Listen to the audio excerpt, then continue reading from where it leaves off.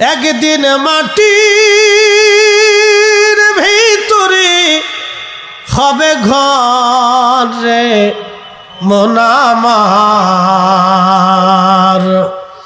কেন বান্দ দালান ঘর মন আমার, কেন বান্দ দালান ঘর। একবারে জীবনের বাস্তব থেকে বলতেছি, মানুষের বয়স 80 বছর পার হয়ে গেলে তখন আর এই জীবনের 4 পয়সা মূল্য থাকে না। প্রিয় উপস্থিতি, আমার সোনারগাঁওবাসী, ভালো কাজ করার জন্য দুনিয়ার মধ্যে আল্লাহ আপনাকে আমাকে পাঠিয়েছেন। উত্তম কাজ করার জন্য আমাদের কাজ হলো নিজেরা ভালো কাজ করা, অন্যদেরকে ভালো কাজের প্রতি উৎসাহিত করা। আল্লাহর কোরআন বলল, ওয়াল তাকুম মিনকুম উম্মাতুন ইয়াদউনা ইলাল খায়রি ওয়া ইয়ামুরুনা বিল মা'রুফি ওয়া ইয়ানহাউনা আনিল মুনকার।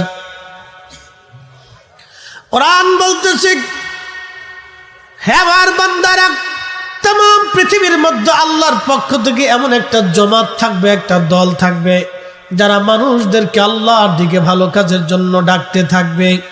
সে দলের নাম হযরত শাহজালালের এক দল, শাহপরান, শাহ মখদুম, শাহ আলী বগদাদি, হযরত খাজা বাবা আজমেরি, হুজুর গাউসে পাক মহিউদ্দিন আব্দুল কাদের জিলানী, মুজাদ্দিদ আল ফসানি সিরহিন্দি, খাজা বাকি বিল্লাহ কুতুবউদ্দিন কাকি, নিজামউদ্দিন আউলিয়া, আলী ফাহমুদ্দিন তুশি, এইরকম অসংখ্য আউলিয়াত কেরা হলো সেই দলের লোক যারা মানুষদেরকে আল্লাহর দিকে ডাকবে, আল্লাহর দিকে ডাকতে থাকবে। কিয়ামত পর্যন্ত এই জামাতলীরা কিয়ামত পর্যন্ত থাকবে। আল্লাহর অলিবিহীন দুনিয়া কখনো ছিল না, কিয়ামত পর্যন্ত অলিবিহীন দুনিয়া থাকবে না। যখন পৃথিবী অলি শূন্য হয়ে যাবে তখন সিংহায় ফুৎকার দেওয়া হবে, পৃথিবী ধ্বংস হয়ে যাবে। পৃথিবীতে যখন অলি থাকবে না তখন পৃথিবী ধ্বংস হয়ে যাবে। প্রিয় সোনারগাঁর মুসলমান, পৃথিবীটা আমাদের জন্য একটা কঠিন জটিল পরীক্ষার জায়গা। এখানে আমরা পরীক্ষা দেওয়ার জন্য আসছি। আমাদের জীবনের সর্বমুহূর্তটা আমাদের জন্য পরীক্ষায় পাস করতে হবে। প্রশ্ন রাখতে পারেন, ফরিদি সাহেব কি আমরা করতে পারি? আল্লাহর কোরআন বলতেছে, ইয়া আইয়ুহাল্লাযীনা আমানু লা তুলহিকুম আমওয়ালুকুম ওয়ালা আওলাদুকুম আন যিকরিল্লাহ।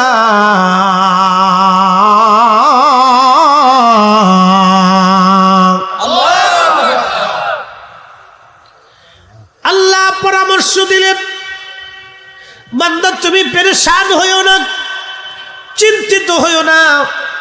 আমি আল্লাহ তোমার জন্য একটা ফয়সালা করে রাখছি। বান্দারে, দুনিয়ার সব তোমাকে ভুলে যাবে, সন্তান জুদা হয়ে যাবে, স্ত্রী জুদা হয়ে যাবে, সমাজ জুদা হয়ে যাবে, দেশ জুদা হয়ে যাবে, পৃথিবীর সৌন্দর্য জুদা হয়ে যাবে, মানুষ তোমাকে ভুলে যাবে। কথা তো ঠিক। এই যে সোনারগাঁ আপনাদের ফতেপুরের এই 100 বছর আগের কবরের পাশে কেউ আজ দাঁড়ায় না। 100 বছর আগের কবর এটা নিশ্চিহ্ন হয়ে গেছে। আজ কেউ ওই দুয়ার জন্য তার কবরের পাশে দাঁড়ায় না, কেউ দাঁড়ায় না, কেউ দাঁড়ায় না, কেউ দাঁড়ায় না। ও নবীর উম্মতেরা, খুব মনোযোগ দিয়ে যান। এই জন্য আল্লাহর কোরআন বলতেছে, ও বান্দা, তুমি সম্পদ আর সন্তানের মোহ চিন্তা করিয়া আমি আল্লাহর জিকির থেকে তুমি গাফিল হইও না। সন্তানের প্রেমে পইড়া নামাজ ছেড়ে দিও না। সম্পদের পিছনে দৌড়াইয়া হারাম উপার্জন করিয়া সন্তানের জন্য বাড়ি গাড়ি বানাই দিয়ে যাইও না। ওই সন্তান তোমার 4 পয়সাও কাজে লাগবে না। ওই সন্তান তোমার 4 পয়সাও কাজে লাগবে না।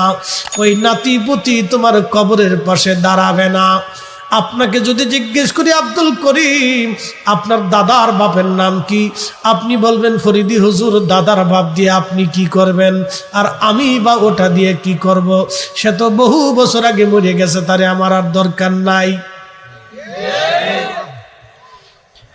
যদি বলে আপনার দাদা, বলে হ্যাঁ দাদা তো আমার আম্মার বাবার বাবা। দাদার কথা বলতে পারেন, দাদার নাম আব্দুর রহিম, বাবার নাম আব্দুল হাকিম। এই পর্যন্তই ছেলেরা মনে রাখে, তাও দাদার কবরের পাশে অধিক নাতিরা যায় না, ভুলে মনেও থাকে না বাবার কবরের পাশেই তো যায় না। টাইম নাই, টাইম নাই, সময় নাই, সময় নাই, সময় নাই। আল্লাহ ডাক দিয়ে বলতেছে, আদম তোমার সন্তানদেরকে আমি পরীক্ষা করার জন্য পৃথিবীর মধ্যে পাঠিয়েছি, বৈষম্য করেছি, কাউকে ধনী বানিয়েছি পরীক্ষা করার জন্য, দেখি এই ধনীরা দান করে কিনা, গরিবরে দেয় কিনা। কিন্তু আমার দেশের বহু ধনী আছে, মাহে রমজান আসলে দান করে, তাও কাপড়ের বলে জাকাতের মার্কেট আলাদা, জাকাতের লুঙ্গি আলাদা, জাকাতের গামছা আলাদা, জাকাতের গেঞ্জি আলাদা, জাকাতের ওই সেলোয়ার কামিজ আলাদা, জাকাতের কাপড় আলাদা। বেটা জাকাতের লুঙ্গি দিছে, 1 মাস পরার পরে বেটা পেশাব করতে বইছে, নিজ দিয়ে ফাইরিয়া সিরিয়া চলে গেছে। এত জাকাত শয়তানে আসর কয় দুলা ভাই কাম সারিয়ে দিছে, যা দিছে 4 পয়সাও কাজে লাগে না। বুঝতে পারছেন, এগুলো জাকাত চলতেছে আমার দেশে। মানে আল্লাহর সাথে যত তাল বাহানার ফাজলিমি আর কি। হেরা মনে করে আল্লাহ মনে কিছু বুঝে না। বুঝতে পারছেন, কিয়ামতের ময়দানে এইরকম যাকাতওয়ালাদেরকে আল্লাহ ডাক দে, বলবো আল্লাহর বান্দা, আমার বান্দা কি জন্য তুমি দুনিয়াতে যাকাত দিলা? বান্দা বলবে, রব আমি তো তোমারে খুশি করার জন্য যাকাত দিয়েছিলাম। আল্লাহ বলবেন, না বান্দা, তুমি আমার খুশির জন্য যাকাত দাও নাই। মানুষ যাতে তোমাকে দানবীর বলে, সমাজ সেবক বলে, তোমাকে এই জন্য মানুষ যাতে দানবীর বলে, সমাজ সেবক বলে, এই জন্য তুমি দুনিয়াতে দান করছিলে। বান্দারে, দুনিয়ার মধ্যে মানুষ তোমাকে দানবীর বলছে, তোমাকে সমাজ সেবক বলে দিছে, অতএব আমি আল্লাহর দরজায় আর কিচ্ছুই তুমি পাইবা না। তখন আল্লাহ তার গলার মধ্যে ওই যে জাহান্নামের শিকল পড়াইয়া তাকে উপর করে টানতে টানতে জাহান্নামে নিয়ে চলে যাবে। আল্লাহ নবী বললেন, কিয়ামতের মাঠে এই লোকটা দুনিয়াতে দান করলো, কিন্তু দানের বিনিময়ে কিছুই পাইল না, শুধুমাত্র নিয়ত বিশুদ্ধ না হওয়ার কারণে। ওই লোকটা যদি দুনিয়াতে আল্লাহকে সন্তুষ্ট করার জন্য দান করত, তাহলে আজকে হাসরের ময়দানে তাকে পস্তাইতে হইতো না।